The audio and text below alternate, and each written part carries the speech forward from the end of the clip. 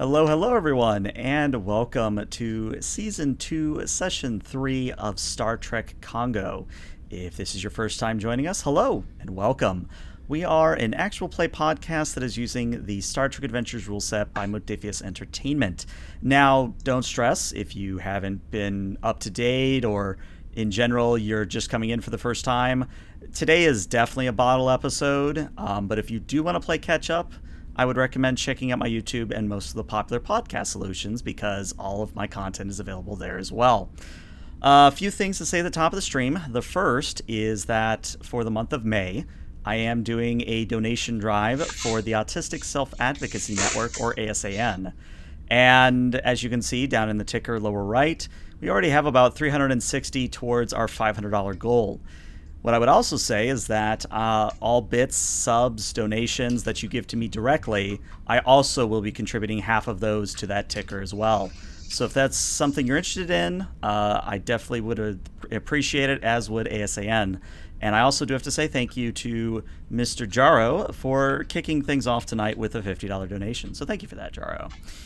Other than that, not a whole lot of announcements. This week is pretty jam-packed in terms of content, so you're going to see a lot of me on Twitch this week. YouTube, you'll see probably a lot more content now that I'm not dealing with a kidney stone. But enough about that. Let's hear from our players, since it has been a while, starting with Mr. Lee. Hello everyone, my name is Matthew. I play the intensely religious Bajoran captain, Lee Tobin. Hello, my name's John. I play Jaro, the chief engineer, and I was just eating some broccoli. So, yeah. Nice. Hey guys, I'm Aaron. I'm playing the Tellarite First Officer, Kiev Datig, Lieutenant Commander Datig, and I love broccoli. I'm a little jealous of John. I'm Watney. I play the Chief Medical Officer of the Congo, Dr. Alel, the Denobulan. And I like broccoli too, but only if it's roasted. It's Barkley, guys. Stop calling him by his nickname. Barkley. I knew we would come full circle with you, Dag. Mm-hmm. I am Dag. I play the ship's former Borg, Paul Fives Tate. I'm also an augment. That'll be weird. If you want to talk about it, hit me up on Twitter at TrekNexus. And again, if you don't know me by now, I'm ELH the Game Master. And let's go ahead and get things started. So, Captain Lee, I believe you have the opening log today. Captain's Log, Stardate 94131.2.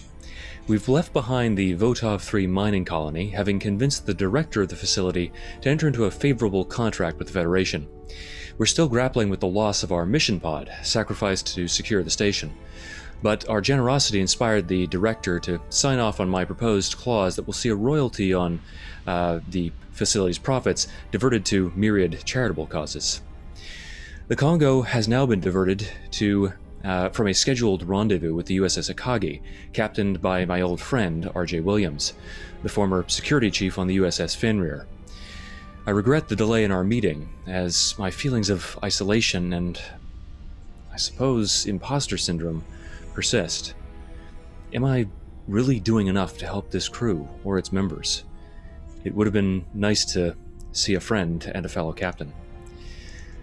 Our advanced sensor nets have picked up unusual energy readings in a vast region of otherwise empty space that may indicate the presence of a spacefaring life form, and given Starfleet's primary mission is to seek out new life and new civilizations, we felt it incumbent upon us to investigate. Any opportunity to encounter a life form capable of living and traveling in space is to be savored, and that we have perhaps done so twice in relatively short order, finding a creature thriving in the void between stars feels like a gift from the prophets. End log. All right. And you may have momentum for that lovely opening log. So today we're going to start on Kongo's bridge. And currently present on duty is Lieutenant Commander Datig in the big chair, Mr. Fives and Mr. Jaro at their stations. Alel, you're not there, but Ensign Rowan is at her station. And currently, all of you are going over the long-range sensor data to try and figure out why the hell you're seeing life signs in otherwise empty space. So, let's take it from there. And to give you a little bit to start off with, I think Ensign Rowan kind of turns in her chair a little bit and says, Lieutenant Commander Dotig, sir, I hate to be a naysayer, but I think we're chasing a sensor ghost. I don't see what could be out here. You're not a student of history, I take it.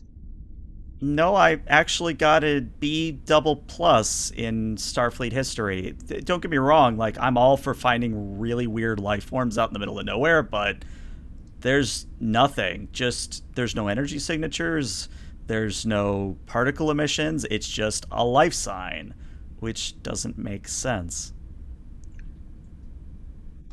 I mean, it could be something similar to a Beta Renner cloud. It could be something similar to the embryonic life form brought from the Gamma Quadrant to Deep Space Nine 30-odd years ago. Any number of things it could be, but our responsibility is to investigate. I'm not really complaining. I just get to fly this thing a little bit more. By the way, Jaro, I'm noticing a large power draw on our right nacelle. Is there a reason for that? Maybe. Let me check. And Jaro will start looking through. And what I would say is you can either do an insight engineering and I can give you an answer, or you can make up your own problem. I will give you that opportunity. Sure, let's hear your answer. All right, so go ahead and roll me an insight engineering difficulty of 2, or difficulty of 0 to start things off. And you would have a focus in this one. Oh, look at that! All right, That's so awesome. Unfortunately no momentum for you, but what you do find out is that the reason the nacelle is drawing more power is because it is compensating for the mission pod you left behind. Well, it has to do with the mission pod, but I should figure out how to get an even draw from both nacelles. So, thanks for letting me know. Of course, us ensigns have to stick together. And she gives you like a thumbs up over her shoulder. Jaro just goes back to figuring out how to load balance the additional draw. Mr. Jaro, is it possible, do you think, for yourself and Mr. Fives to dump that excess power into the long-range sensors? Maybe increase our resolution? Okay, there's no excess power here. We're drawing extra power. So, but to answer your question, yes, I can probably give you a little extra power. Oh, D double plus in engineering, so. Mm-hmm. And that must have been a generous teacher. As generous as myself, Mr. Jaro. And with that, Jaro is going to go with past the red line and pipe some more power into the sensors. All right. Remind me what the complication is on that, because I think it does. It either causes a complication or it does something. I just can't remember what specifically. Actually, it's provides bonus momentum for using the ship's systems until the end of the scene. Select systems you wish to enhance, and then the number of bonus momentum to be provided is the difficulty level, and I attempt a daring engineering task with a difficulty equal to that bonus momentum. Gotcha. So what are you aiming for here? You know what? I'm just going to give him 1. Okay. Starting with the difficulty 1, daring engineering. Let's see what happens.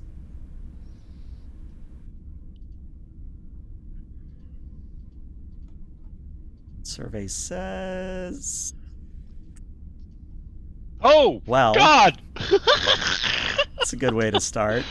So I do have a complication in mind, but let's resolve this task. So yes, Jaro, you start pumping energy, and Fives, you do see that the long range sensors have enhanced in such a way that you could run your basically a new scan of the area.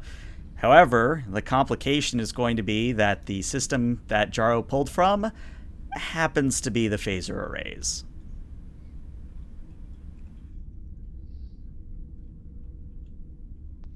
All right, we need a new mission pod soon, because all this power rerouting is really just going to mess things up for a while. Yes, I've attempted to fast track the fabrication of a new unit, but the industrial replicators at Deep Space October are at capacity for the next several weeks. Well, I guess we'll make do. Mr. Fives, are we getting anything on the long-range sensors more than what we were? Has Mr. Jaro succeeded? Can we perhaps get a better peek? Routing sensor data now, sir.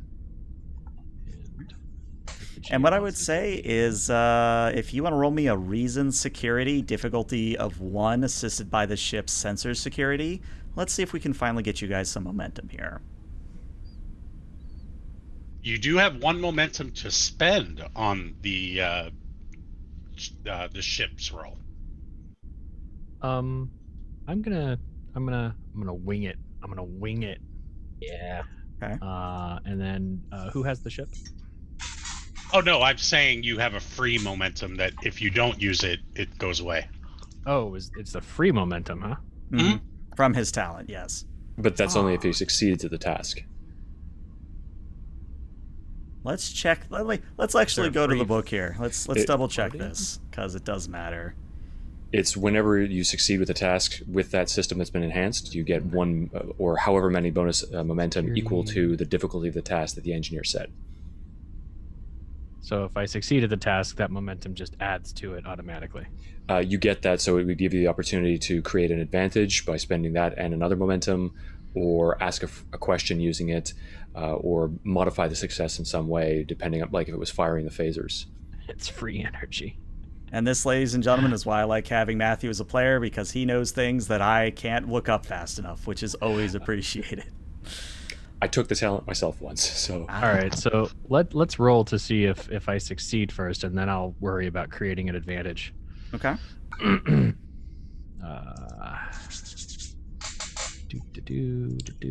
Is the ship assisting? Yes, sensor security for the ship, and we already have the 1 success required, so if the ship gets anything, it's free momentum at this point.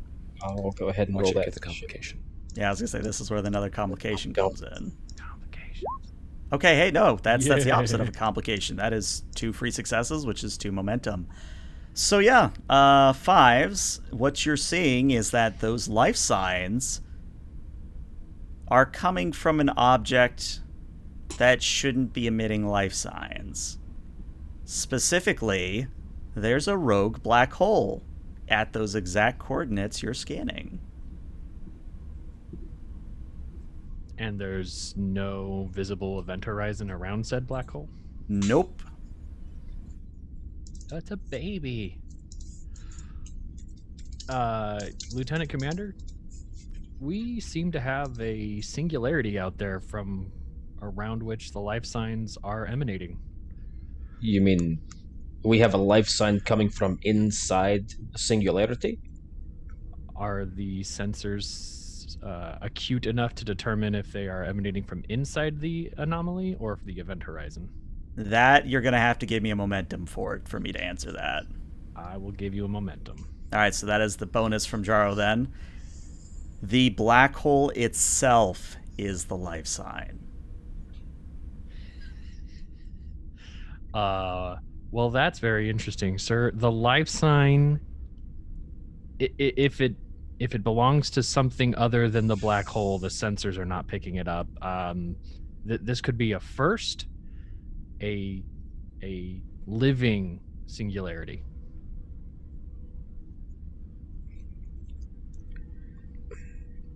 Mr. Fives, I'd like to run a level 3 diagnostic on the long-range sensors. In the meantime, Ensign Rowan, Yes. determine minimum safe distance from the singularity and bring us within range. Aye, sir. And as everybody does that, we're going to cut to the ready room where there's a conversation currently being undergone by the captain and Alel. And there's Alel. Boop.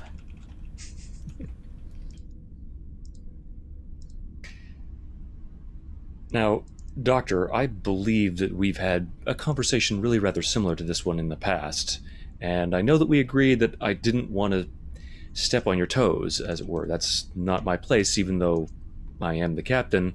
You have your own domain as the chief medical officer. But I am somewhat concerned about the vast quantities of biomimetic gel that you are going to require for this experiment you're running.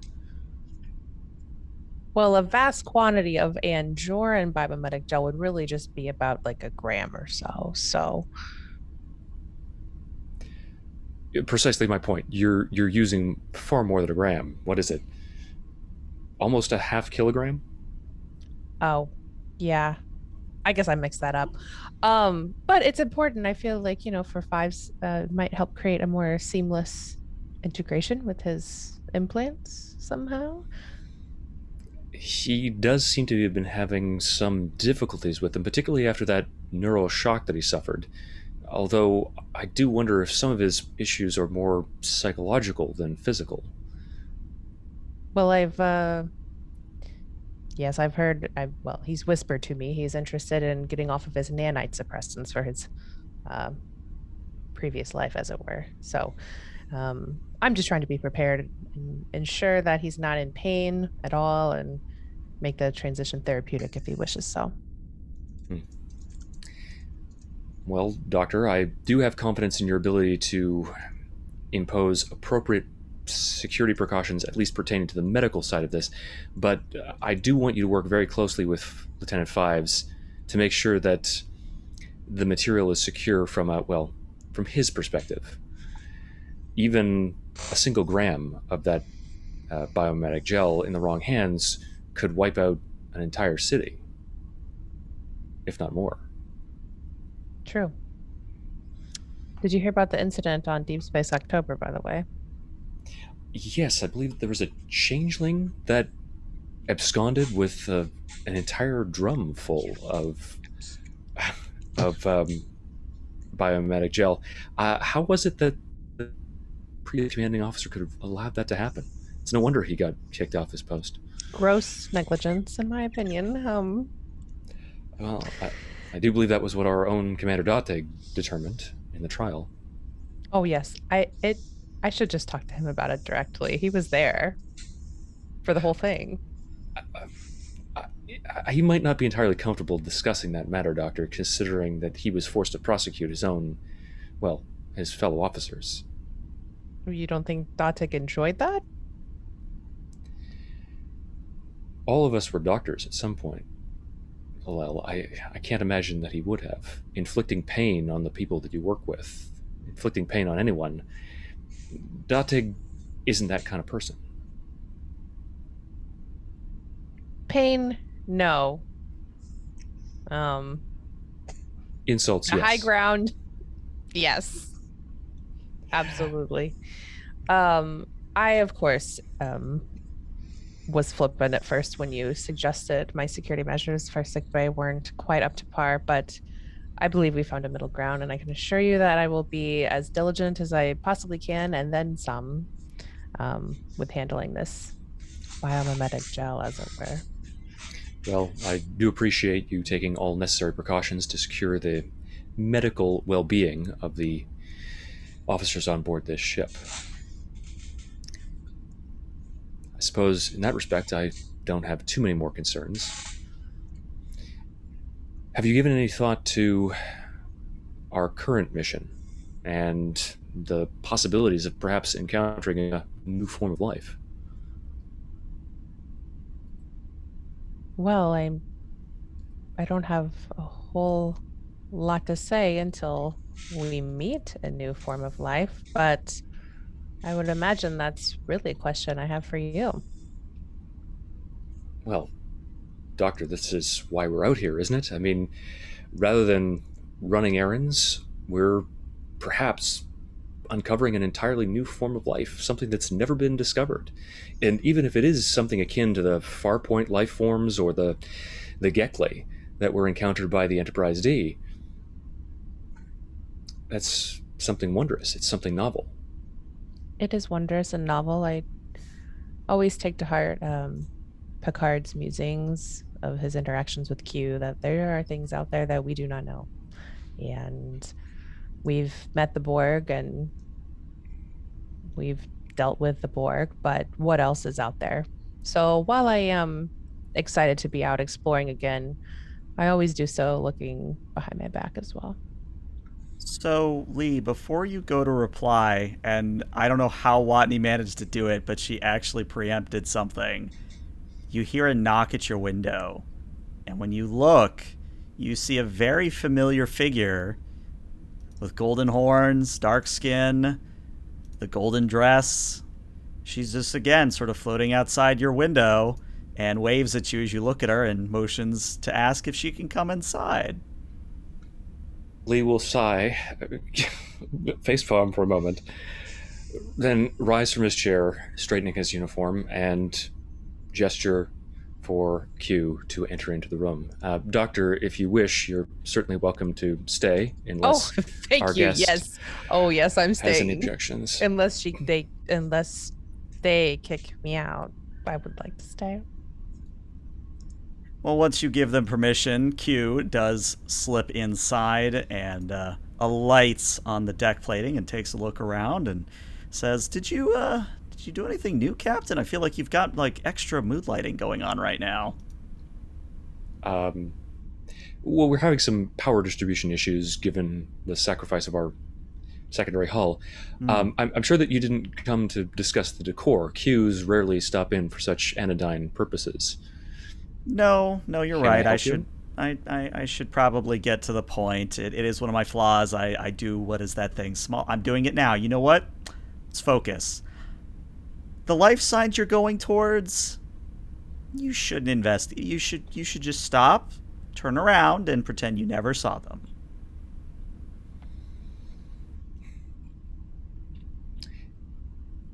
Can you elaborate as to why? If I did, it would make the situation worse.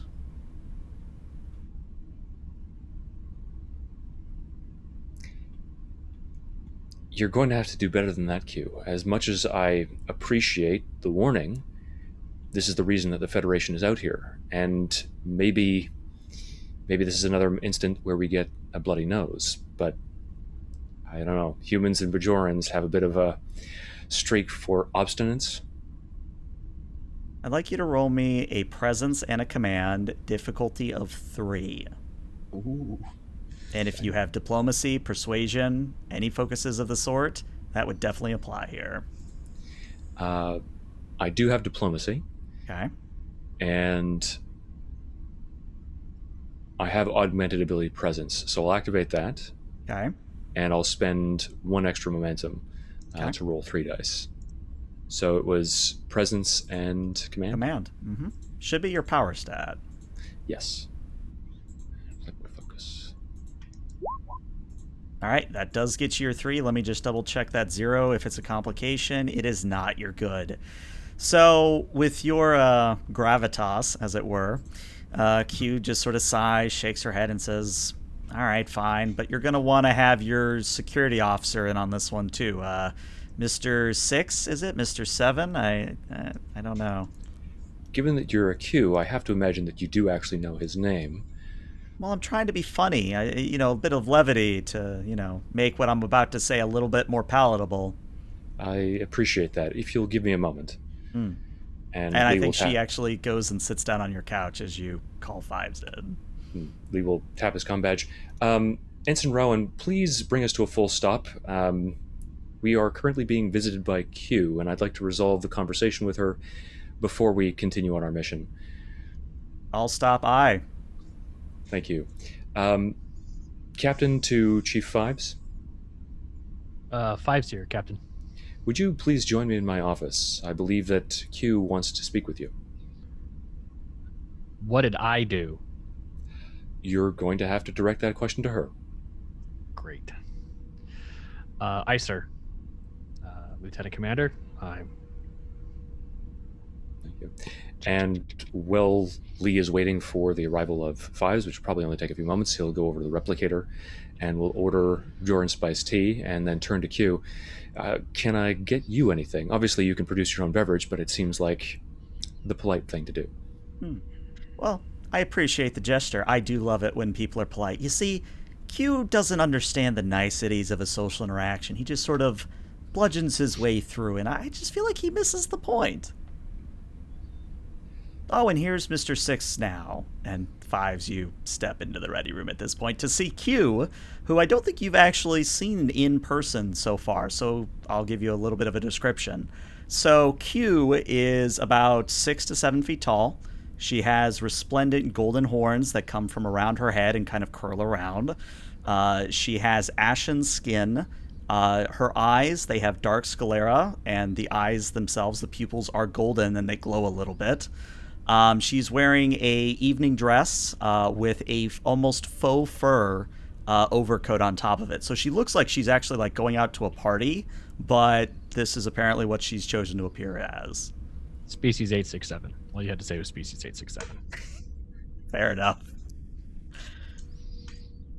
But yeah, as you walk in, Q sort of smiles at you and says, well, there's my favorite X-Borg. Well, maybe not my favorite. I don't know. I haven't really spoken with you. Please have a seat.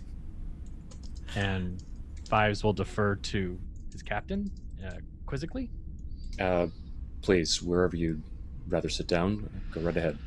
He will pull up a chair next to Dr. Alel at the desk.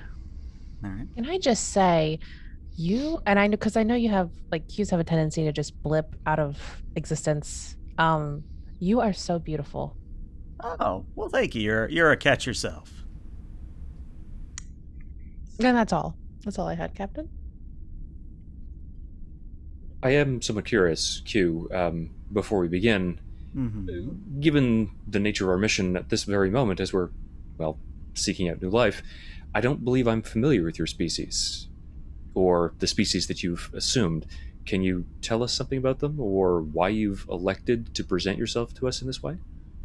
Well, to answer that question, I'm going to turn to Mr. Fives. Mr. Fives, how much do you know about the Serato Draco? The Serato Draco was the Borg designation for species 867, and that's all I remember. So, I guess I should explain. Out of character. This is ELH talking, not Q talking. So, Serato Draco were one of those fan species that I made up for the old Arcadia game. They are like part of the Federation. They are sort of this, Drake lady, whatever you want to, Drake people sort of species. So they've been around. They're just kind of a rarity. Like they're almost like a Boolean or a Benzite, where you don't see them a whole lot, but they're there. They're there. So with that in mind, back in character with Q, she says, well, let's just say I may or may not have taken on the Serato Draco shepherding, much like how Q does with his humans. I see. Well, thank you. But satisfying my curiosity is certainly not why you appeared to us. Now that my chief tactical officer is here, can you elaborate on the reasons for your visit? Well, turning again to Mr. Fives. Mr. Fives, if you had to contain a Q or a Q-like entity, how would you do it? An interphasic pulse within a graviton beam focused to infinite minusculity should do the trick. A novel concept. What if I told you that, well, for lack of a better word, containment isn't possible in this situation? Once you open, what is the human expression? Once you open Pandora's box, it can't be closed again. Even by a Q. Indeed, even by a Q. So how to contain something that is uncontainable? Well, and at this point, Q actually turns to Alel.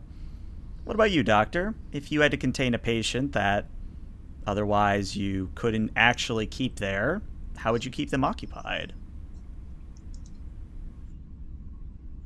Actually, what's the question? How would I Basically, she's occupy them? asking how you would keep a patient that doesn't necessarily want to be there. I would use a quarantine field. No, I would use a force field. Sorry. Well, again, let's assume that the force field doesn't work. How would you keep them in your sick bay? Well, if someone didn't want to be treated, I would let them leave. Fair point. Should have known what I was asking when I asked a doctor. What about you, Captain? What do you think? Well, imprisoning any sapient life form, even, well, not sure Q really classifies as life form, but that would be completely in contravention of any of our ethics. So I think the question is moot. But if imprisonment was necessary for some sort of crime, I suppose there are many options. Make the outside far less palatable than the inside of the prison, or trap them within their own minds, trap them within themselves. And she snaps her fingers and points at you and says, bingo. So, let's address two very quick points of order. It is not sentient yet. If you wake it up, it will gain sentience. In addition, right now it thinks the black hole is the best place to be. And if you disrupt that, it's no longer going to want to go back into the black hole. And what is it? For that, I turn to Mr. Fives again. Mr. Fives, do you know approximately how many times Q has appeared before a Starfleet crew? And I don't mean like me, Q, I mean Q. We really should figure out different names. Why do we do this to ourselves? Out of character, you know she's talking about Delancey Q. I assume it has something to do with our limited comprehension and speech abilities. Well, even then, I feel like we should make an effort. Are we just jerks that run around and... Anyways, are you familiar? I believe there are 32 recorded instances of Q continuum interactions in Starfleet history. Known. Well, 37 if you count one that Voyager kind of looped back and nullified. Case in point. Q, when he was a young Q, I know that's hard to imagine, a young Q, but when Q was young, let's just say he opened a Pandora's box. I'm sure all of you are familiar with the barrier around the Milky Way, as well as the Great Barrier near the center of the Milky Way. Yes. Well, let's just say those are containment vessels to keep something out or keep something in that Q unleashed onto this universe. I believe that the captain of the original Enterprise encountered one of these beings, self-styled God. Well, Kirk actually encountered 3 of them, but 2 of them he defeated. But yes, you are referring to the god of Shakari, or, as we know him, the One. And I know this is going to sound a little bit odd, but your whole concept of monotheism, that's the One. The One is the being responsible for that entire concept. Human monotheism? No, I mean monotheism everywhere. I would argue that the Aristotelian concept of the prime mover is an independently arrived at conclusion from a philosophical perspective. Likewise, regardless, that's beside the point entirely. I find your proposition dubious, however. Well, my point being that the entity that is contained within that black hole is something related to the entity that lies outside the Milky Way. And again, if you open the box, there's no going back. So that's about all I can tell you anymore, and I might as well just do it myself, which I actually can't do in this instance. So yeah, kind of awkward here. Any questions for me? Because if not, I'm just going to and she holds up her fingers as if to snap them again. I do have a question. Go And ahead. of course, if my fellow officers do as well, I'll invite them to speak their minds freely. How can you be certain that this creature, if it's not sapient as of yet, if it's not conscious even, if that applies to this kind of being, will be like its predecessor or like the one that you described? Oh, it won't be like the one. It'll be like Zero. And Zero, the crazy entity outside the Milky Way, let's just say Zero is something that it took 4Q to contain initially. And this entity in the black hole, that's his offspring. We don't know how it got in, but it's in. But that doesn't really answer my fundamental question. Well, if I told you that answer again, what would be the point? If I could just snap my fingers and fix everything. There's She nothing kinda to shrugs. fix. Like you could just tell us everything, and then we place quarantine beacons and never touch it. That's what I was thinking. Well, you could do that, and I suppose that is a rather elegant solution, but I don't know. I figure, with your Starfleet sensibilities, I figure me just telling you all this, you're still going to open it somehow. I get that feeling. Have you met Captain Lee? Twice, yes. You know him to be more discerning laughter than next to Alel. You know him to be more discerning and against his own curiosity, especially when there are lives on the line. Well, Rather apropos that we were having a conversation about quarantine procedures prior to our encounter with you. I can see that I think I've made the mark I want to, unless anyone else has a question. She sort of looks between all three of you. Wonderful. I'm not about to wake the toddler, is all I'm saying. Like, I don't want to wake up an angry god baby.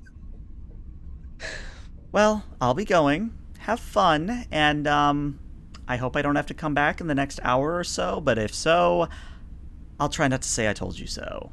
And she holds up her fingers, snaps, and disappears. Captain, I did not want to say this in front of Q, but forgive me for interrupting, but you do realize she's still listening to us. Yes, but not in front of me. Don't flashback, don't flashback, don't flash. Captain, I would like to run a spectral analysis on the Hawking radiation emitted from this black hole. It doesn't seem to have any visible components, and if we can determine an evaporation point, that may emphasize the urgency of the situation.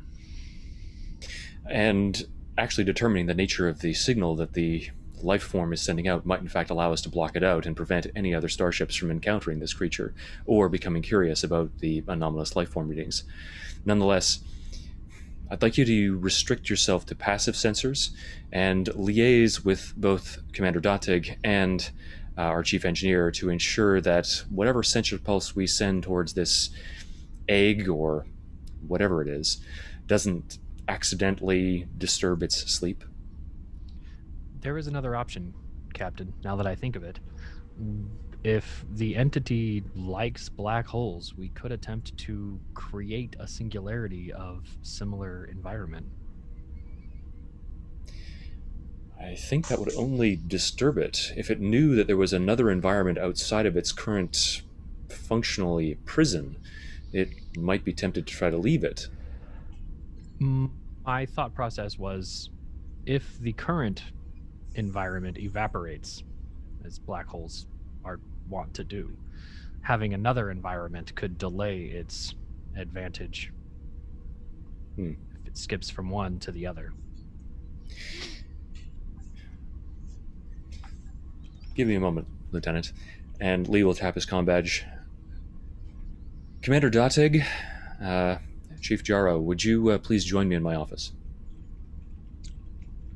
I love how we're just ignoring the conference room. We're just everybody in the Captain Lee's office. It's a nice ready room. On the way over there, Jaro's going to turn to Datig and be like, and as they're walking into the room, and I think we could potentially use the micro wormhole generator to kind of bridge the event horizon of the black hole and possibly make contact with whatever's inside. That's a remarkable idea, sort of a point-to-point transmitter. Yeah, yeah. Oh, hey, yeah. Captain. Captain. Thank you for joining me. And rather than go through the entire spiel, because they've been listening, I'll just explain the situation to them, Q's appearance and the warning that has been delivered, the nature of the entity that might be concealed therein, and solicit their opinion regarding our next course of action. With all due respect, Captain, Starfleet has an abysmal track record of being bullied by the Q continuum. And if this individual is being deliberately evasive or obfuscating the facts, I would posit that it's for a reason other than altruism. But Q, like the Picard Q, bullied us by taking us light years away and making the Borg aware of our existence. This is more like a warning. It's like the opposite. But let's use that example. In the Enterprise D's first encounter with Q, it created an energy field that was impenetrable.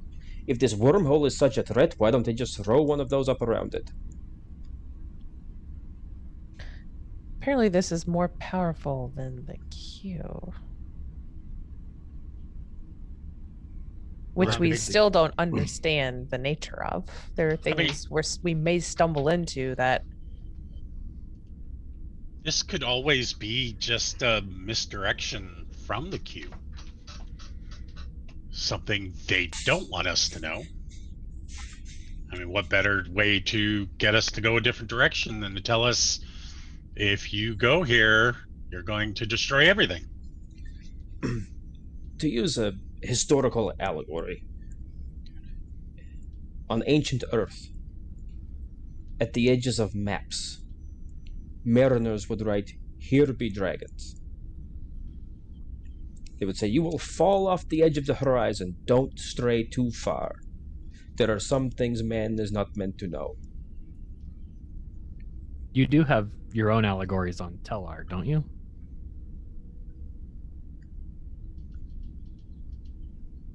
Well, of course I do. But they're far too complex for your human brain. Oh, so I figured... coffee over that, Doc. I figured, you know, I'd do what humans do and go for the low-hanging fruit.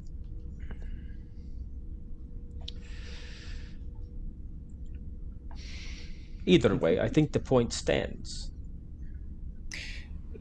Doctor, our mandate is to seek out new life. Not seek out new life only if it's safe for everybody and we can guarantee nothing will go wrong. Then we need to, if we get a warning from an omnipotent being about the nature of something, then we should be consulting the brass about this, in my opinion. This is not our decision to make at this point. We know it exists. We've had our warning. And Doctor, I believe it is exactly the captain's decision to make. He's in command of the ship. We have a mandate to explore. I think by the brass, the good doctor meant an admiral.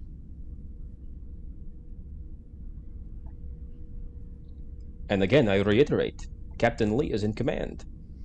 If this were to unleash something we could not fix, would you, I mean, none of us have a crystal ball, but we have to err at the side of caution. To boldly go where no one has gone before.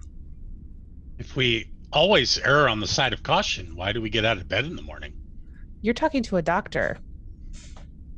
So I'm gonna have to fix the people. You're the first officer. Excuse yourself. I'm gonna have to fix the people that get hurt from this. You're assuming people will, Doctor.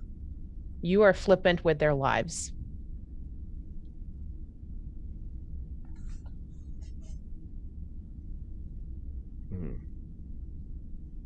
Captain, permission to run the spectral analysis on the Event Horizons evaporation point.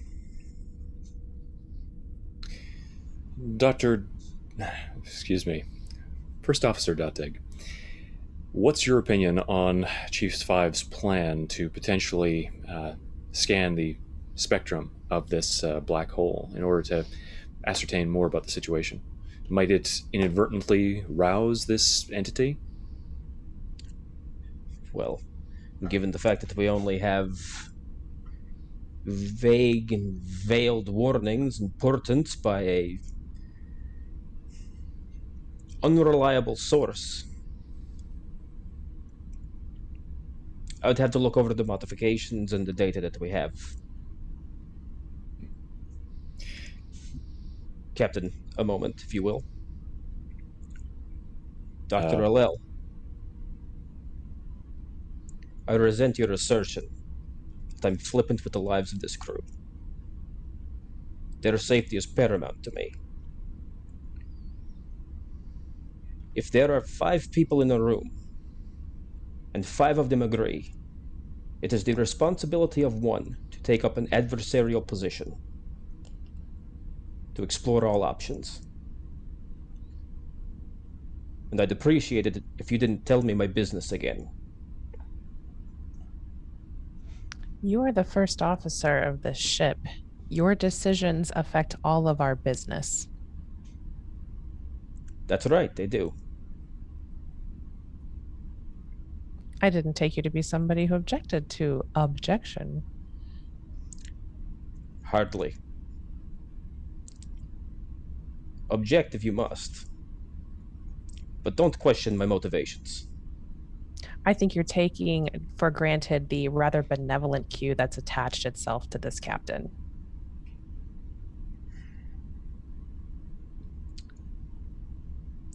I am distrustful of any being who willingly withholds information that may affect the safety of others. If anyone is flippant with the lives of this crew, it is that Q.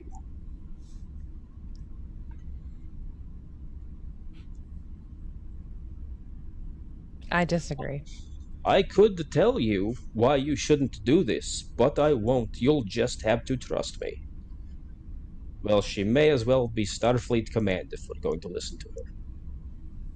There's nothing wrong with someone providing sort of a fence to bump up against if you're going to run into something dangerous.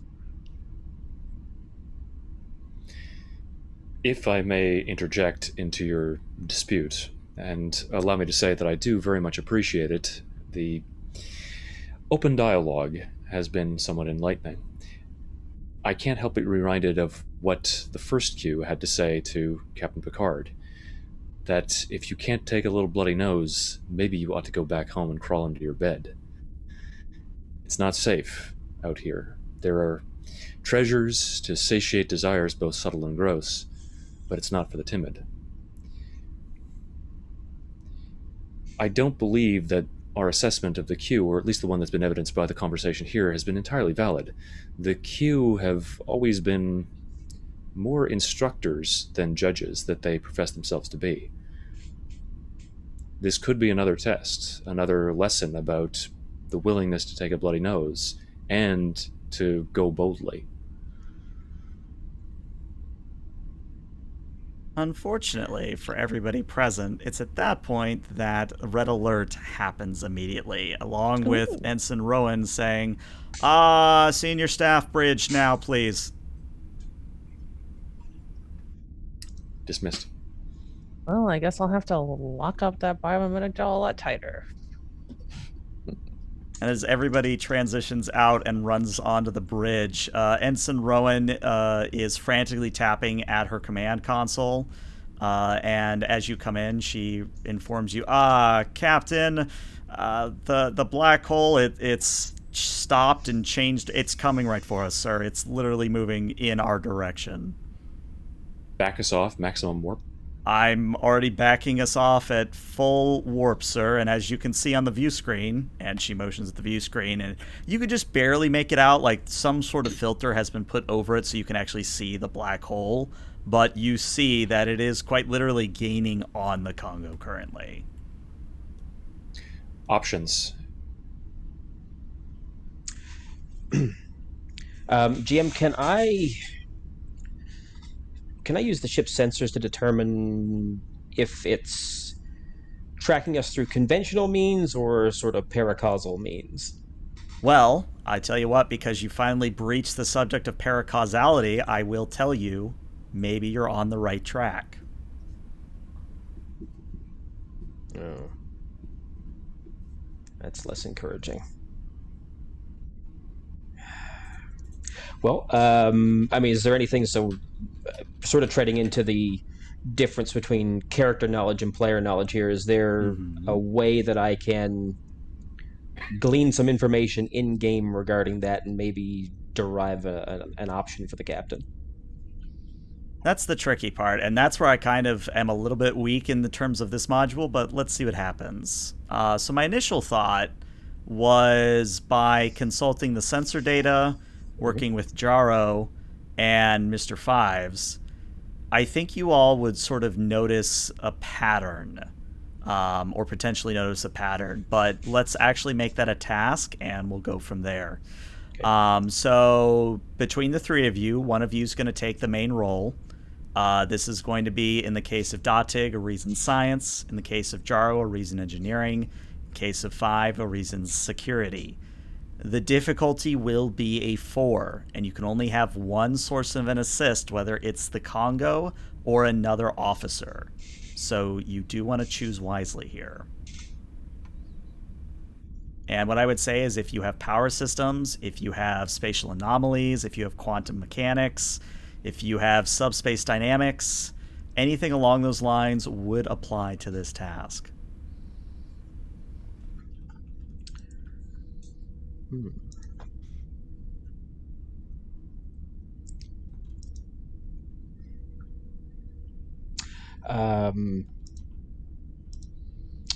Well, I mean, if you guys are okay with it, I can try to take the lead on this. GM, would a focus in astrophysics apply here as well, or give it to you? Yeah. All right. Okay, and I'll go ahead and I'll spend a momentum. I'll spend both those momentum and give you a threat to get 2 extra dice for this roll. Noted. Then who's your assist source going to be? I don't know. Dag, John, thoughts? I'm perfectly fine with our tactical officer taking this on. All right. Reason security. Mm-hmm.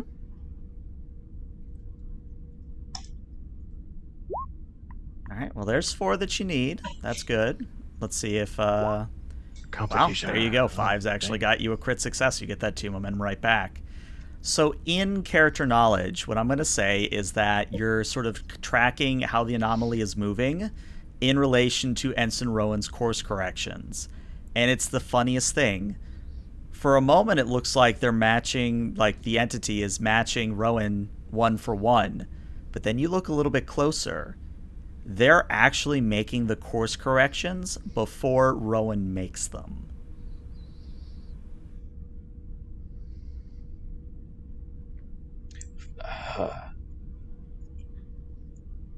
Mr. Fives, can you confirm that I'm seeing what I think I'm seeing? Yes, sir. The anomaly appears to be anticipating Ensign Rowan's course corrections. Are you saying I should be more random, sir? Because I could be more random. I'm uncertain if randomization would help in this effect, Captain. Right, going hard flank, and if there weren't inertial dampeners, everybody would like flung out of their chairs to the left. But you know, the view screen banks hard to the left, and yeah, Jaro, Datig, Fives, you all see that the entity anticipated that too. Okay, GM, I'd like to ask a question. You are a science officer, so you get the free question. Yeah.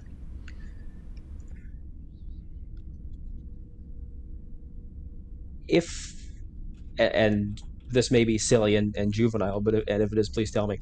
Mm-hmm. If it's anticipating what we're doing before we do it, Mm-hmm. because it's not. The Q said that it wasn't conscious yet. Mm-hmm. And if it's still inside the black hole, it may not be conscious. This may simply be an unconscious response to an external stimuli. If we remove the external stimuli, the reaction may stop. What if we brought it? Would it be at least plausible if we brought the ship to a full stop? Would it just lose us? Would it cease to perceive us even subconsciously? Let's It's, find out. it's visions based on A movement, is what you're saying. Yeah, that's it. It's a T-Rex. Tyrannosaurus Q. I will say that we did stop, so we were at full stop when it began to move towards us. That's true. I tell you what, Mm. I will let Ensign Jaro actually take the lead here on something. So let's say that Datig posits that all in character, so all of you would have that idea out there. Jaro, I'd like you to roll me another Insight Engineering with power systems as a focus, or something similar to power systems. And difficulty is 0, so this is free momentum for you. Okay. Hold on. God dang it. There it is. Okay.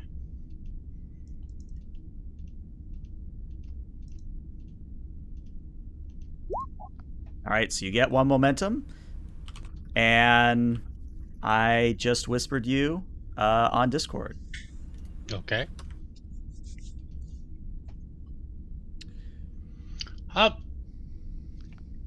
Captain, I want to try something. Can you elaborate? Well, just, and he just, we're gonna be hitting something hard here in just a second. Yeah, I'm just gonna turn off the warp core.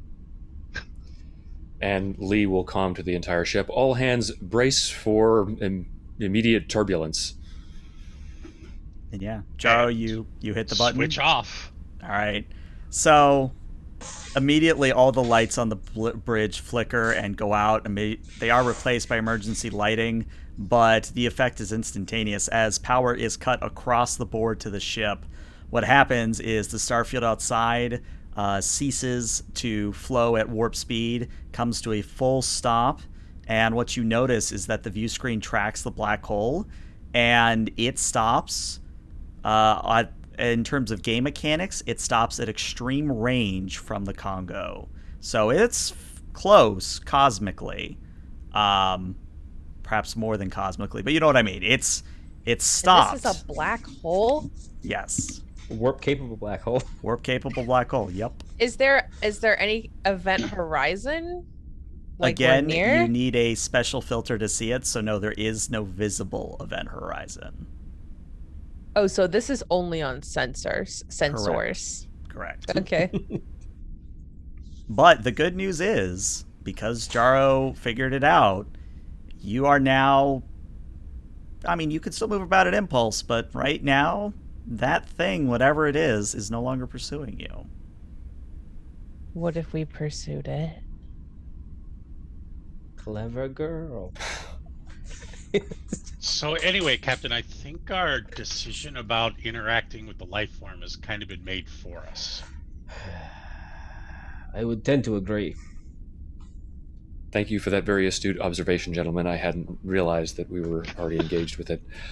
I'm spending the complication from chat earlier that each of you take 1 damage to your stress because of that sick burn that the captain just laid down. Hope you don't die. Jaro, can you elaborate on what just happened? Was it tracking our energy signature, or...? It was looking and tracking the warp core signature. So presumably if we go back to warp, it will resume its chase. I could make that assumption, yes, sir. If it was tracking our signature, we could rig a probe to emit our signature in an opposite direction and move away at impulse.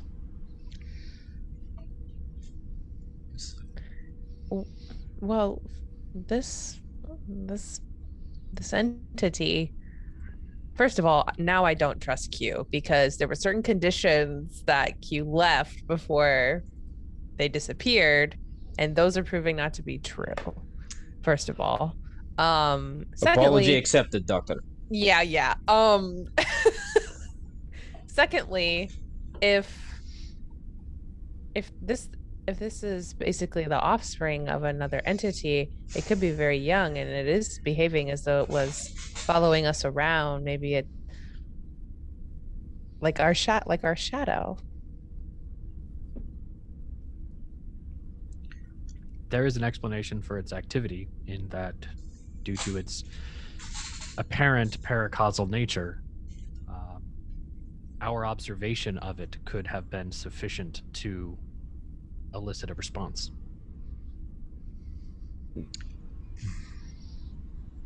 And since it anticipated our course corrections before we made them, perhaps it saw us approach at some point ahead in what we perceive as time, and acted upon that preemptively. It would seem preemptive to us, but if this creature is indeed paracausal, it may exist outside of space-time or simultaneously In all time. across all time. There is extreme time dilation and warping that occurs around singularities, so that is totally plausible. We And- could scan the surrounding space for antichronotons to determine its causal nature. It's also possible that our warp drive's bending of space-time around the ship, or our innate warp field, showed us to be perhaps a being akin to itself in its unconscious eye. People, I need concrete answers, not possibilities. If we were in a symposium, I would be fascinated by the various different theories that have been proposed here and the means of its locomotion at warp speed and of tracking us. However, I need concrete solutions to our problem. Well, that will require time, Captain. However, I don't think we're going anywhere for the moment. Indeed. Jaro, I would like you to start investigating the possibility of perhaps using our own warp field to conceal our presence. I know that a static warp shell can create within itself a kind of temporal bubble. Perhaps we could negate its ability to foresee our actions using some kind of modulation to the warp field. Doctors, I'd like you to analyze the sensor data that you've got, follow up on your investigation of this entity, how it's been tracking us, and any other theories that you actually want to confirm. Fives, run your spectrographic analysis and any other reviews of sensor material that you believe appropriate. Any other suggestions, plans, avenues of research? And I think Ensign Rowan speaks up.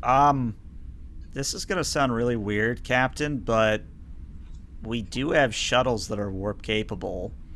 If worse comes to worse, I would volunteer to take a shuttle away from the Kongo. Ensign, I very much appreciate your willingness to potentially sacrifice for the good of the ship, but that's an absolute last resort. I'd far prefer to follow, I believe it was Chief Five's plan of launching a probe to attempt to distract the creature before we resort to such drastic measures. Of course, sir. It's just been one of those days. I thought it needed to be said.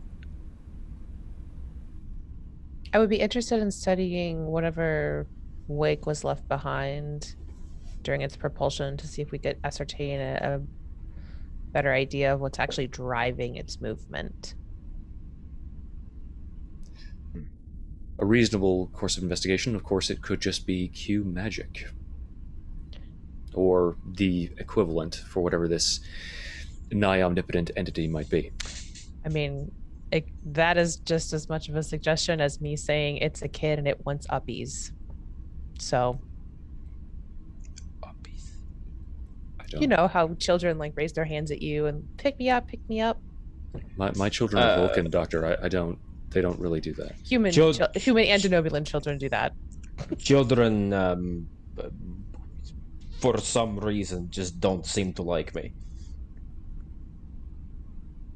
And I think Rowan coughs and says, "Someone take that, not me."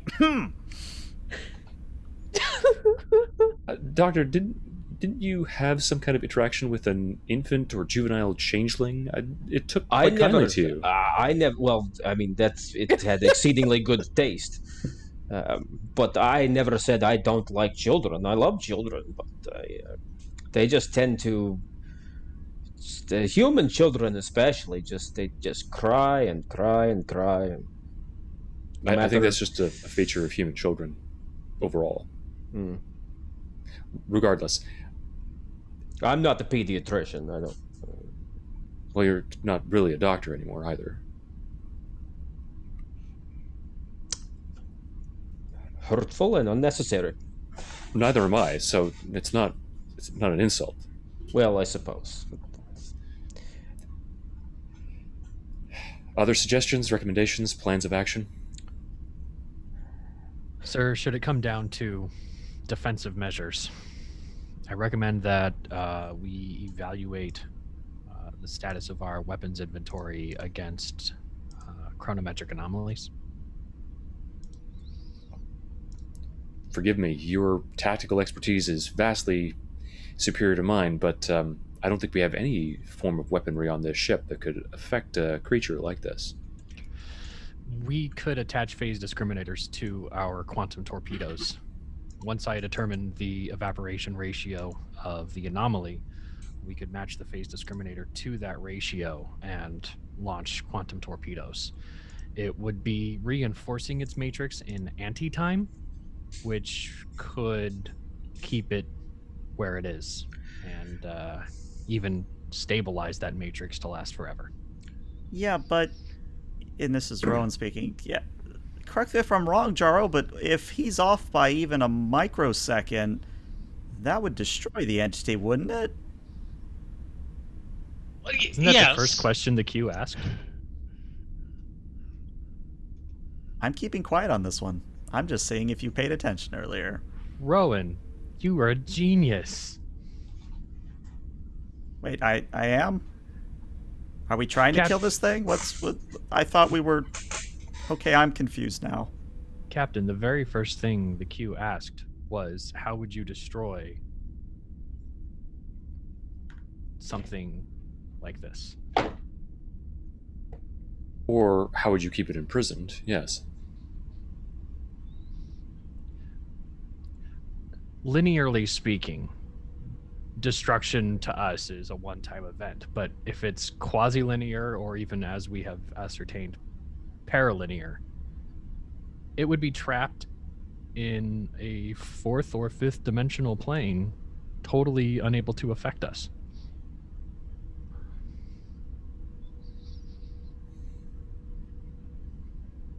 Should it come down to defensive measures, sir? It likely would behoove us to be prepared for that possibility. Please make the necessary modifications, Chief. Aye, sir.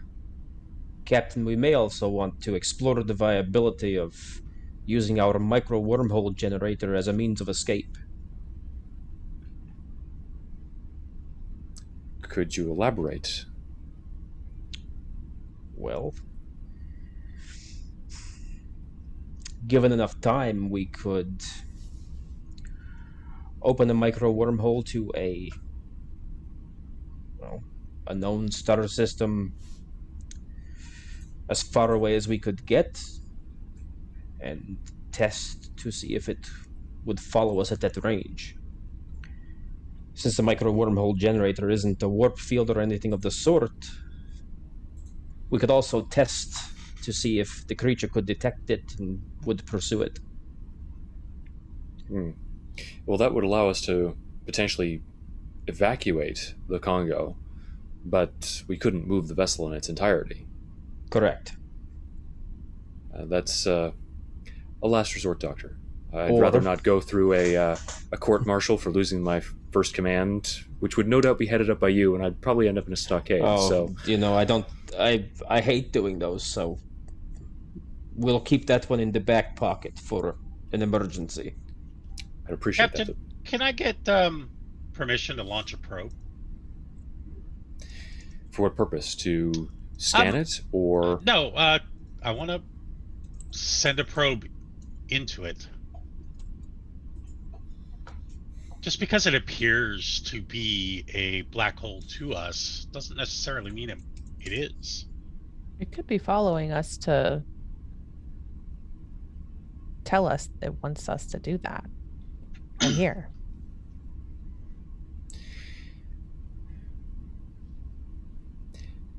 You may do so, Ensign. However, I'd like to gather what information we can before we launch a probe into it and prepare a potential defensive measure if hostilities break out as a result of our attempt to explore the internal functions of this apparent black hole.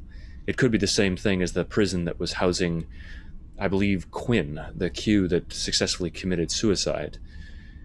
It seemed like he was imprisoned in a comet, but the interior of this prison was in fact utterly dissimilar from the astrological phenomenon that it appeared to be.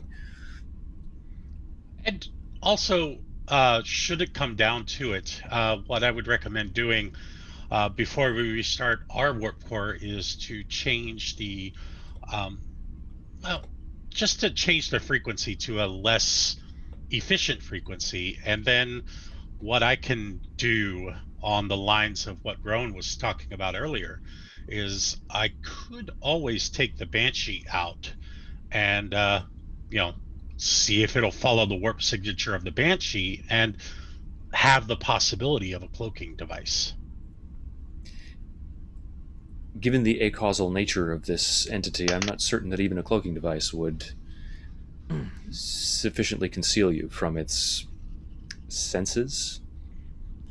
Nonetheless. Yes, but I think I could actually, alter the cloaking device itself instead of doing its normal task to cloak the warp field.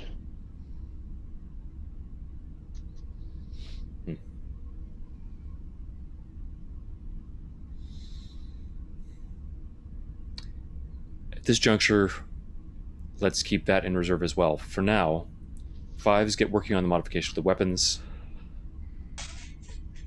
Dr. Alel, Datig, carry through with your plans, and, Chief, I'd like you to start modifying the Banshee for that attempt. Very well. And as we... sorry, go ahead. You had some? No, go ahead. Okay. All I was going to say is, as everybody starts going about their various tasks, I think that's a perfect opportunity for a 5 to 10 minute break. So we'll be back very shortly. Stick around. Welcome back, everybody, to Part 2 of Season 2, Episode 3 of Star Trek Kongo. If you're just joining us, well, to put it plainly, the crew and their ship is being pursued by a supposedly paracausal black hole that apparently can fly at warp speeds. A confusing set of circumstances, and made even more curious by the appearance of a Q earlier in the mission. But what we're going to do is we're going to skip forward about an hour or so, maybe 2 hours, since the Kongo has come to a full stop, turned off its warp core, and more or less hid itself from whatever the hell that entity is. And right now, all the senior staff are currently in the conference room discussing courses of action they can take and what they have learned over the past few hours. So, Lee, it's your meeting. Take it away. All right. I'd like to hear your reports. Fives, let's start with you.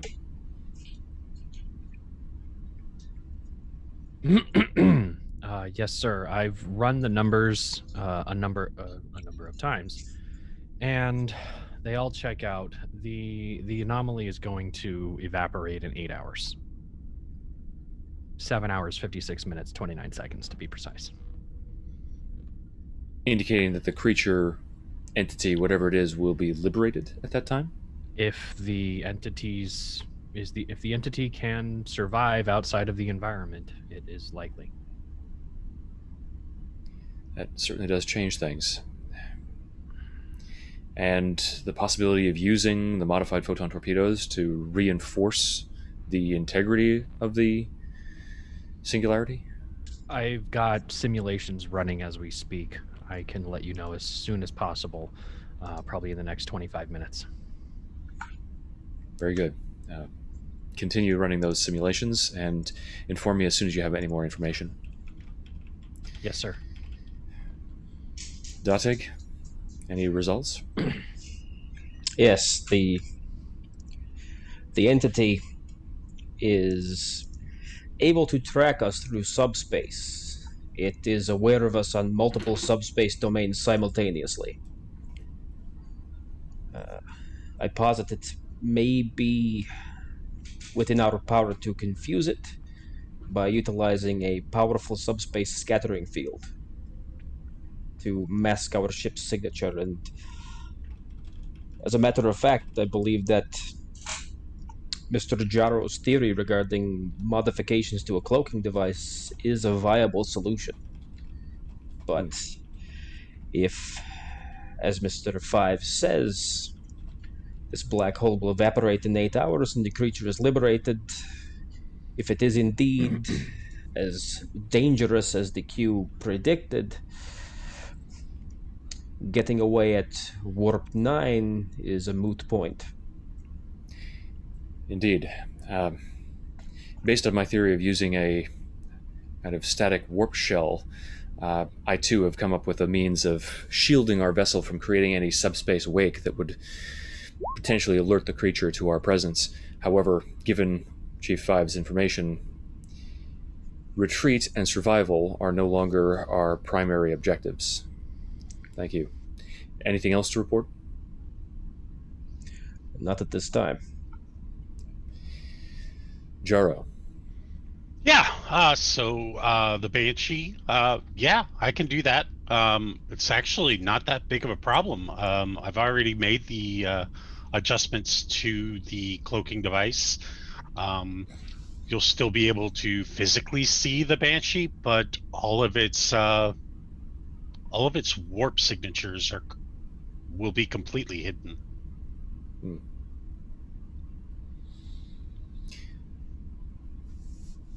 I wonder if it might be possible to actually use both the Banshee, because it is capable of carrying a photon torpedo payload, and our own ship in a kind of coordinated attack on the anomaly.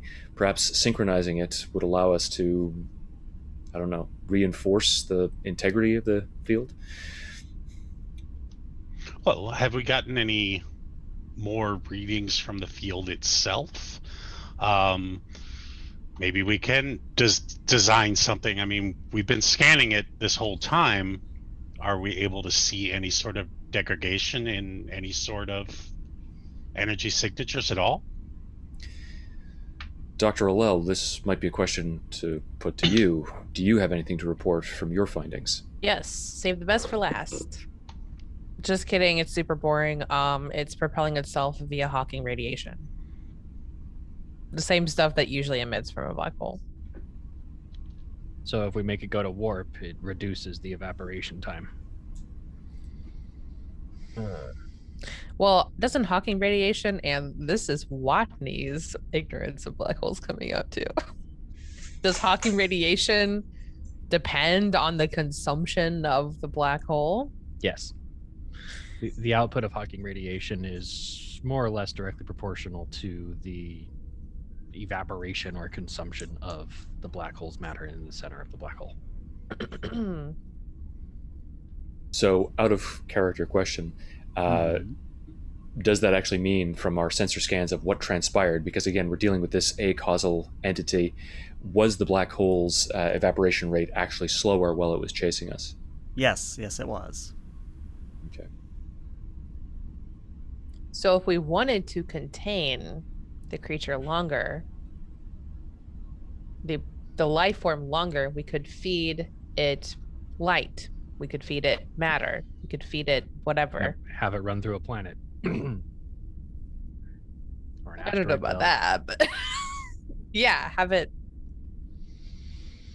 something. Or, to use another human metaphor, as Dr. Dotig is so fond of doing, We might send it on some kind of wild goose chase, hunting after sensor echoes so that it's expending more Hawking radiation. Or At that point, it evaporates, and whatever is inside may be released, or may decide that it wants to look for a home somewhere less fortunate for us.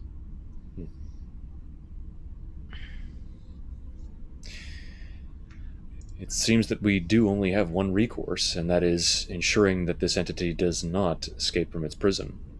Thus far, the only plan on the table regarding our ability to do that is the modified series of photon torpedoes, either fired from the Kongo or the Banshee. And in a timely matter, there will be a little chime from Five's pad, and he'll look at it and go, "It looks like my simulations have ended early." It was as Ensign Rowan said, sir.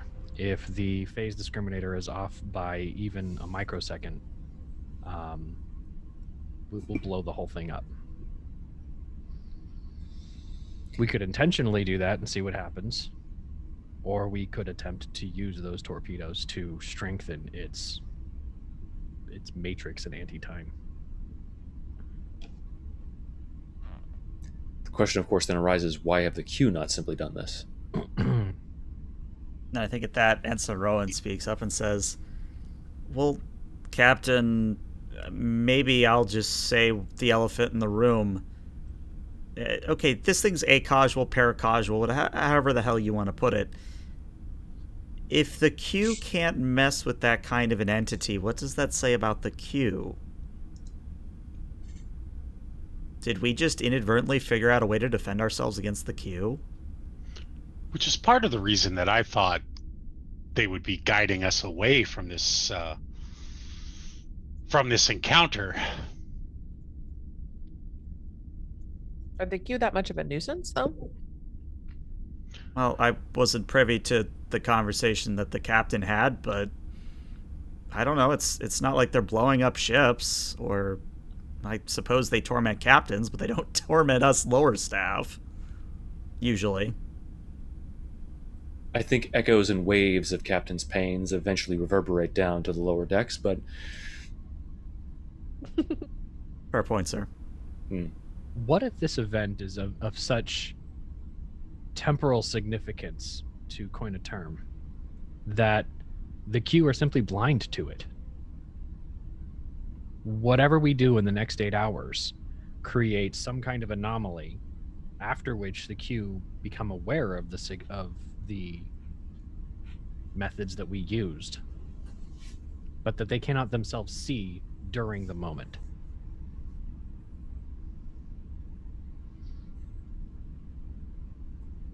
Blind Q. That is something.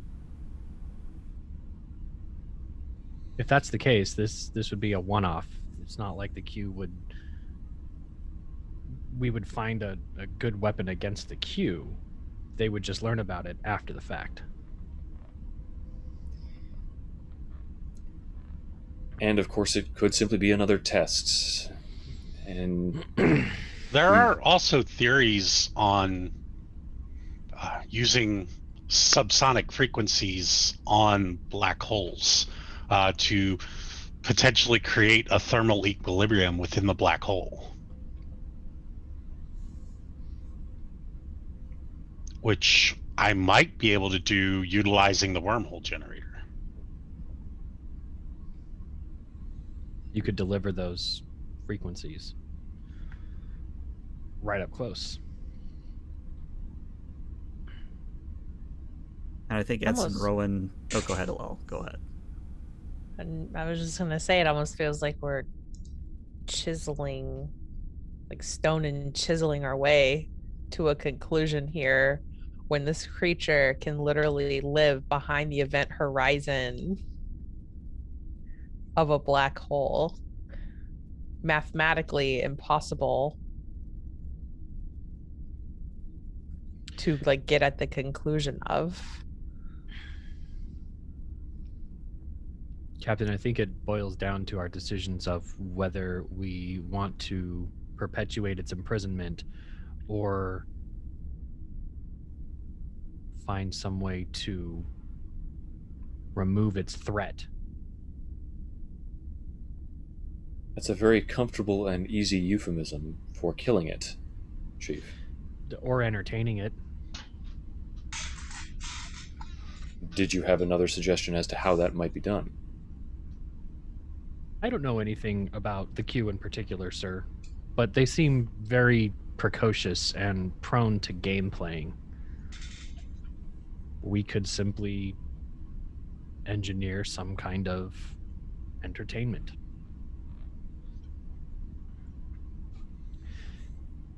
However, that is a long shot, sir. Given that the Q are not giving us any more information about the true intentions of this entity, and for all intents and purposes could be 100% misleading us on its intentions. Sir, if I may. Yes, Ensign.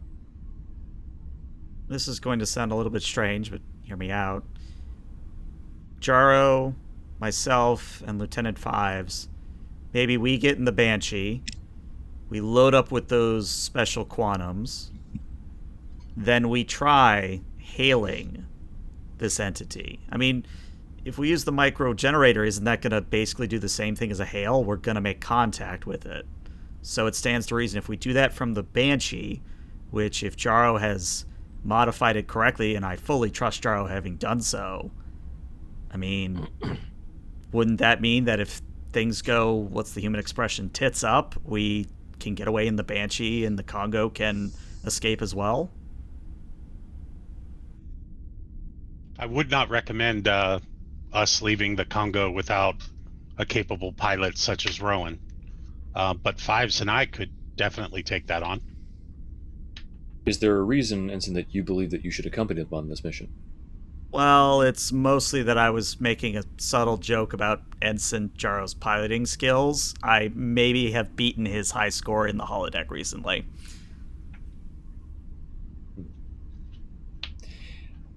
I do believe that it would be best if you had an engineer and a pilot on board, along with a tactical officer. It seems only reasonable that all three of you should go.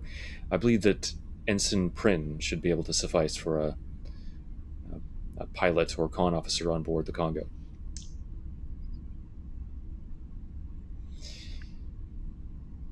Fives, I'd like you to outfit the Kongo with a complement of these modified quantum torpedoes, and do the same with the Banshee.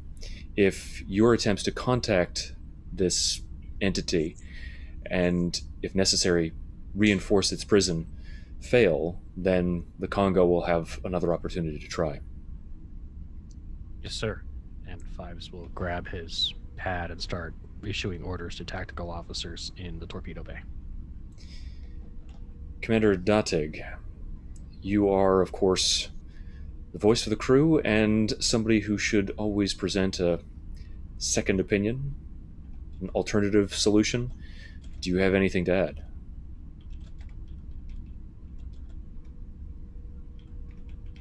Not unless we know of another black hole within 8 hours that we could potentially rehome this entity into, or fashion one of our own. Actually, that's kind of an interesting thought. It is. We've only just recently encountered a planet wherein the precursor red matter was stored, and we have our micro wormhole generator. It might be possible to actually beam a small amount of red matter from that world. Out of character real quick, I'm squeeing because you finally put it together. I didn't want to give you too much of a hint, but yeah, you guys figured it out. Yay.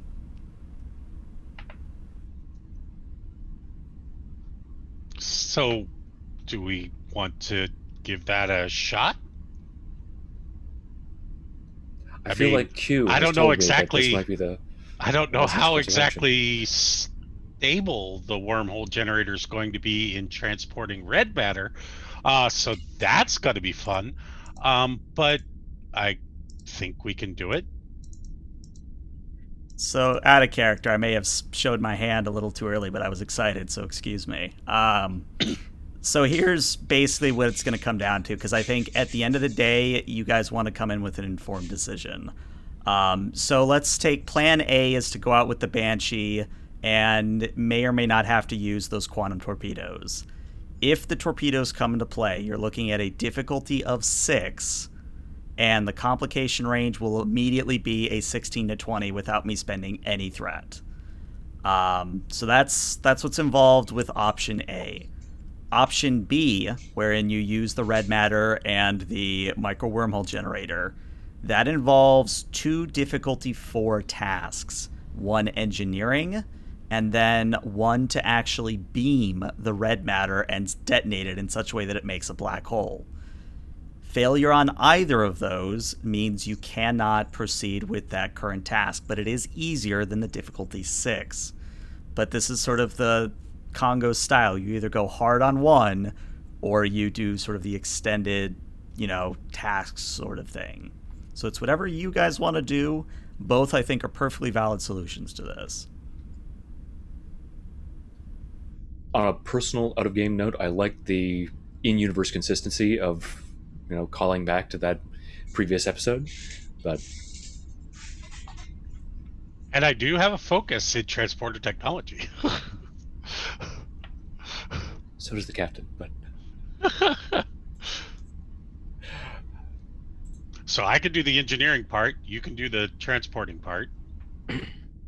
2 uses of determination, basically, yeah. Mm-hmm. So, Captain, I've actually read a little bit about you, and I understand that you actually got a specialization in transporter technology. And, well, I can probably handle the wormhole generator piece of this equation. If you think you can handle the transporting of the red matter and detonation. Well, each man in his time plays many parts. I've been everything from a doctor to a chief engineer to a captain. I certainly can handle it, Ensign. Oh, I didn't mean to insinuate you couldn't. Any objections to this, rather unorthodox solution? Rowan kind of raises a hand. Yeah, I kind of was looking forward to flying the Banshee, but that's okay. Duly noted. I think that's something you might have to speak with Ensign Jaro about when you're off duty. Maybe he can grant you leave. And Rowan looks very questioningly at Jaro.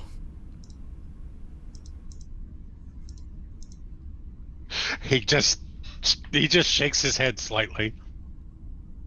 All right. Yes, sir, I will do that.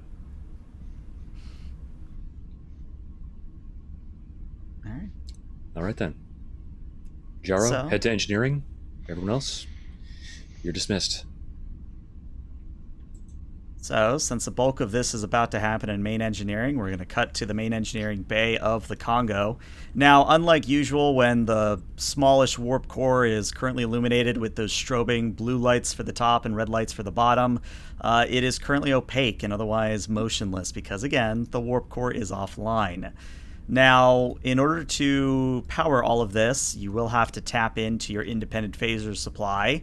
But the good news is that you're not going to lose that talent by doing this. You're just not going to be able to fire phasers for a little bit. But that said, Jaro, you've got your teams with you. Lee, you're sort of setting up for a transport of the red matter. And I wanted to give you all a moment before we started throwing dice around, because I feel like Jaro and Lee don't often get a moment together. So this will take the phasers offline completely, but I think we've kind of decided that the phasers would be fairly useless against this prison and or entity anyway. If I could take the ship out without any weapons at all, were that even feasible, I probably would. Take whatever power you need from the secondary capacitors for the phasers. Yes, sir. And it's nice to have you in engineering again, sir. In a way, it's nice to be back. I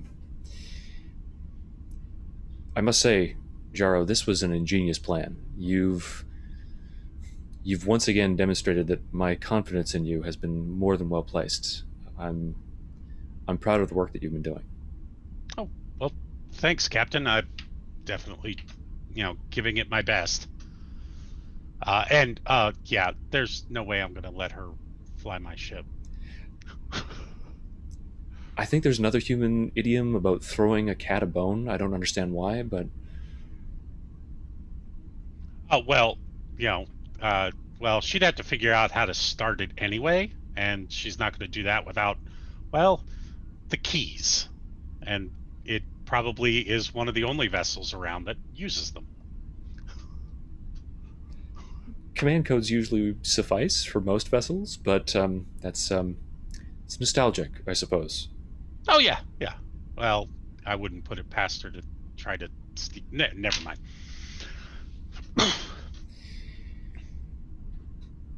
And it's probably at that point that one of the crewman Smith, walks up to you, Jaro, and says, just finished with the modifications, sir. We're ready here. Just need you to take the lead.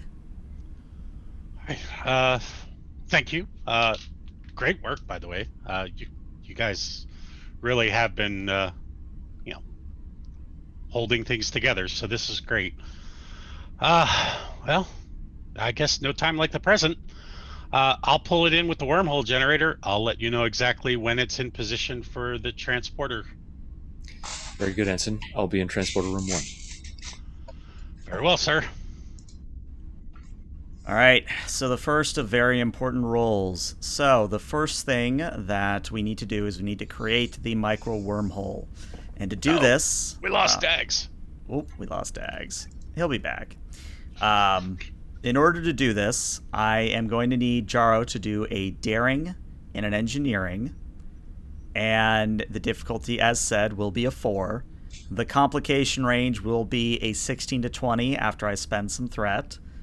And I would say that your focus of warp field technology and transporter technology would apply here, interestingly enough, because I figure it's kind of a fusion of those focuses. That's kind of what I figured. And did I? No, I didn't. Where the hell? Oh, there it is. Okay. Couldn't find the window for the Roll20 game, so. And by my count, you have 3 momentum at the current moment. All right. Well, I will be spending determination, which is engineering is my new home. Okay. Is the value. Yeah, I think I'm going to use those 3 momentum to get an extra die? It would be 2. 2 then. 2 it is.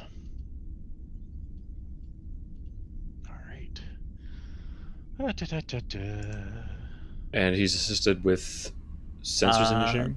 The ship is going to assist with engines and engineering. All right, here goes the first part. That's 4. That's 4 with a complication. Let's see if the ship gets anything more.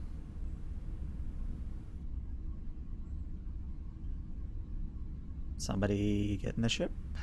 I can, yeah. What are we rolling? Engines, engineering. Engines. Engineering. Okay, so that's not a complication, but you do have 1 complication on the field. I don't know, Jaro, do you want to challenge a value here and maybe use a determination to get rid of that, or do you want to keep the complication? What I would say is it's going to be interesting either way.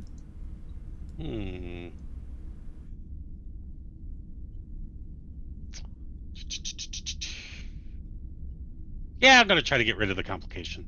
All right, what value are you challenging? We are challenging the road to hell is paved with good intentions. Okay. And I will assign myself a new value of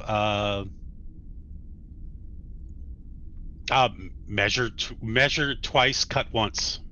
Okay. Basically taking the opposite approach to what you have been doing. Mm-hmm. All right. I like it. So yeah, you may reroll. Technically, you could reroll as many dice as you wish. I'm But going to re-roll one.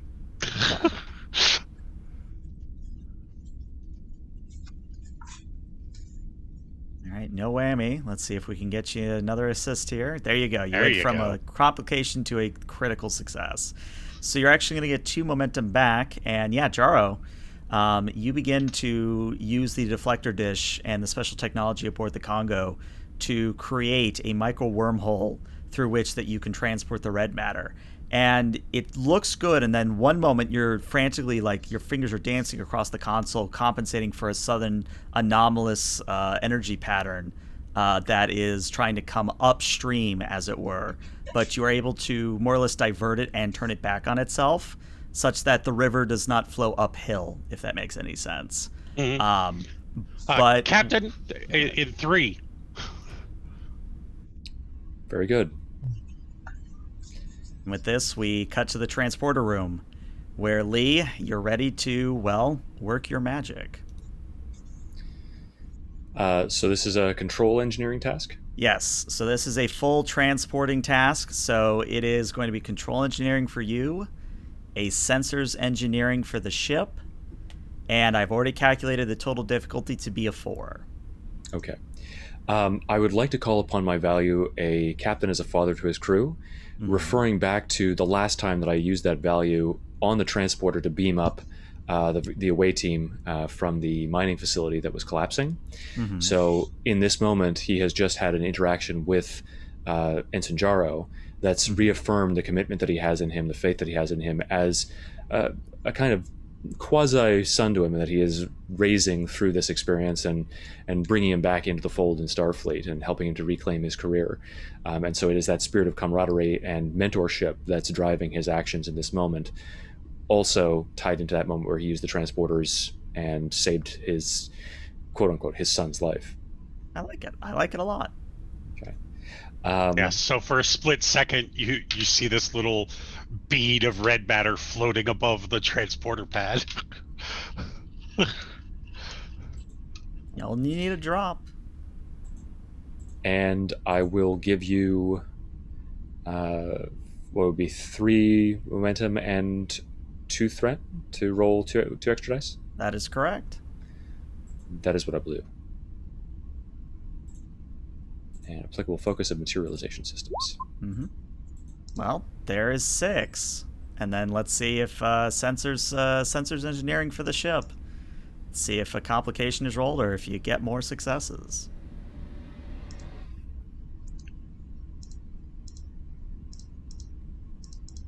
Who's got the ship? I do. All right, there you go. So a total of 7 successes. So what happens is, and feel free to correct me, but what happens is, Lee, you slide up the panel as one does on a transporter. The red matter dematerializes away, and then we sort of cut to outside where the location of the black hole is. Again, you can't really see it right now with the visible spectrum, but we see this tiny little beam in spot where the red matter is beamed in. And then all of a sudden, the red matter detonates, causing a surge of Hawking radiation as a black hole is created next to the other black hole, and they consume one another. And after a moment, Fives on the bridge, you are able to confirm that the quote-unquote black hole has been stabilized. Sir, sensors are confirming that the black hole's matrix is more stable than it was before. We're no longer in danger of it evaporating in the next 6 hours. Very good. Can you ascertain how long this new black hole will actually endure? Running sensors now, sir. Well, just say that unless you're Vulcan, you don't have to worry about it. Then what I'd like to do is, maybe, if this is okay with everyone, spend the 2 momentum just on a narrative level to create the advantage that the unique interplay between the black hole as it existed because it was the fabrication of the Q and the red matter black hole has created a kind of quasi-permanent state of imprisonment for this thing, such that it sort of transcends the laws of physics as we understand them with the release of Hawking radiation. I mean, it wouldn't be Star Trek if we didn't like some rule of physics, so yes, we can do that. Well spent. It's a very good spend, yes. So yeah, 5s. As long as you don't poke the bear will stay imprisoned. We should probably deploy quarantine beacons for this area of space, sir. That way, nobody will come along to disturb it. Very good. Please see to the deployment and communicate our situation to Starfleet Command. Inform them of the potentially dangerous entity that's we've found here. We probably want to dispatch a starship just to patrol the region.